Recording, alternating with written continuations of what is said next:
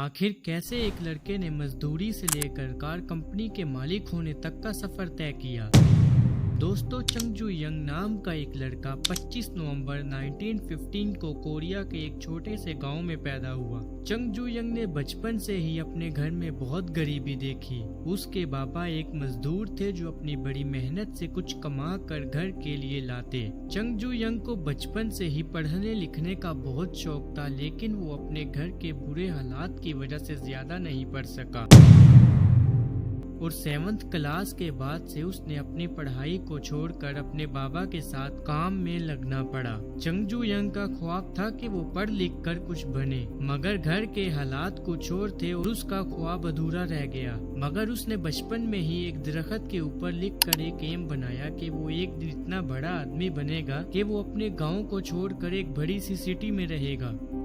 दोस्तों, इसी सपने को पूरा करने के लिए 18 साल की उम्र में चंगजू यंग अपने घर से निकल पड़ा। जब चंगजू यंग घर से निकला तो उसके पास ना ही कोई कपड़ा था और ना ही खाने पीने के लिए कोई चीज मौजूद थी। चंगजू यंग ने पैदल ही चलकर 400 किलोमीटर तक का सफर तय किया और चलते चलते वो सियोल नामी एक शहर में पहुंचा। वहां उसने बड़ी मेहनत के साथ काम ढूंढा। उसको मजदूरी पर सामान उठाने और सफाई का काम मिला, मगर उस काम के अंदर इतनी सैलरी नहीं थी, जिसकी वजह से कुछ ही अरसे के बाद उसने इस काम को छोड़ दिया।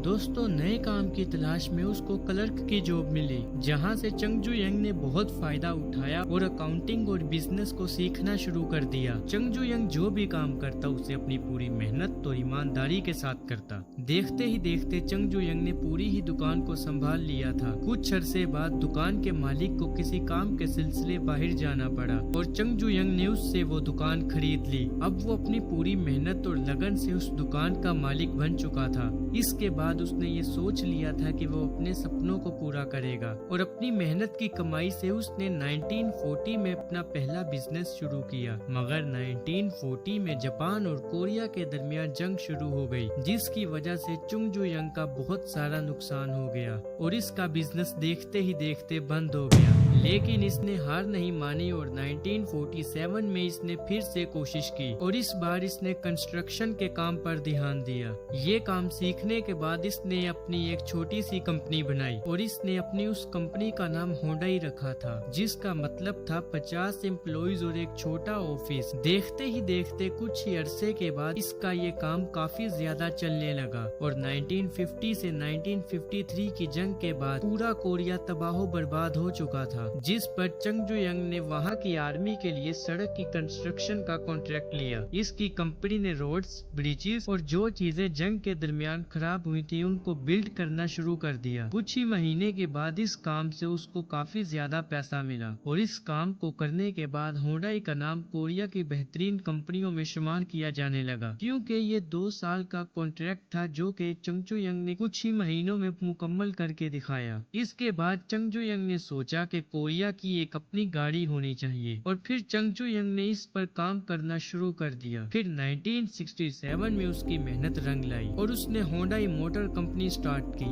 उसने अपनी पहली गाड़ी फोर्ड के साथ पार्टनरशिप करके बनाई, जिसको होंडाई कोर्टिना का नाम दिया गया और इस गाड़ी को चंगजू यंग ने 1975 में लॉन्च किया, जो कि कोरिया की पहली गाड़ी थी जिसको इटालियन डिजाइनर ने डिजाइन किया और बाकी गाड़ी का काम कोरिया के इंजीनियर्स ने किया। दोस्तों, ये पहली कार थी जो अमेरिका में एक्सपोर्ट हुई थी। देखते ही देखते कुछ ही अरसे में होंडाई का नाम पूरी दुनिया में मशहूर होने लगा। इसके बाद चंगजू यंग ने 1970 में कोरिया की सबसे बड़ी शिप यार्ड बनाने का ख्वाब देखा। अब चंगजू यंग ने इस पर भी काम करना शुरू कर दिया और आखिर इसमें उसकी मेहनत रंग लाई। इसने उल्सान नामी शहर में एक बड़ा शिप यार्ड बनाया। इस शिप के बनने के बाद वहाँ के लोगों के होश उड़ गए। इस काम को करने के बाद चंगजू यंग दुनिया का सबसे बड़ा शिप बिल्डर साबित हुआ और जिसकी वजह से होंडाई कंपनी आज भी शिप बिल्डिंग में पहले नंबर पर मानी जाती है। उल्सान शिप यार्ड की सबसे खास बात ये थी कि ये दुनिया का सबसे बड़ा शिप यार्ड था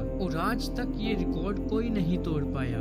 बहुत सारी मेहनत के बाद चंग जुयंग ने अपना ख्वाब पूरा किया और उसने दुनिया को कुछ बनकर दिखाया। इसके बाद उसने अपनी कंपनी में काम करने वालों को किसी मुलाजिम की तरह नहीं बल्कि घर के फर्द की तरह रखा और उनके लिए घर, स्कूल्स, हॉस्पिटल्स तक बनाए। दोस्तों, चंग जुयंग का ये कहना था कि कभी हार नहीं मानो, कभी ना रुको, हमेशा आगे बढ़ते रहो। इसके बाद 1992 में चंग जुयंग ने पॉलिटिक्स में हिस्सा लिया, जिस पर उसने इलेक्शन लड़ा और अनफॉर्चुनेटली वो जीत ना सका। मगर इलेक्शन हार जाने के बाद भी उसने नॉर्थ कोरिया के साथ काफी सारे प्रोजेक्ट्स किए और 1998 में नॉर्थ कोरिया में टूरिज्म का प्रोजेक्ट शुरू किया और 10,000 बुल्स नॉर्थ कोरिया भेजे, जिसको कैटल डिप्लोमेसी का नाम दिया गया।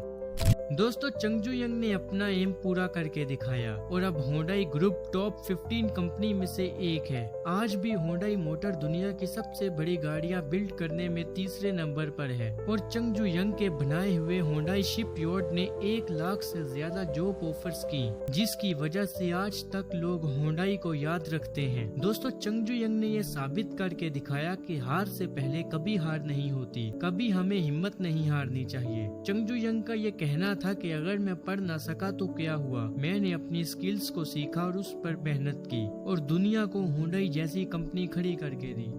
तो दोस्तों, अभी के लिए बस इतना ही। अगर आपको ये वीडियो पसंद आई हो तो लाइक करें, शेयर करें और सब्सक्राइब करें। मिलते हैं किसी और रियलिटी में, तब तक रखिए अपना ख्याल।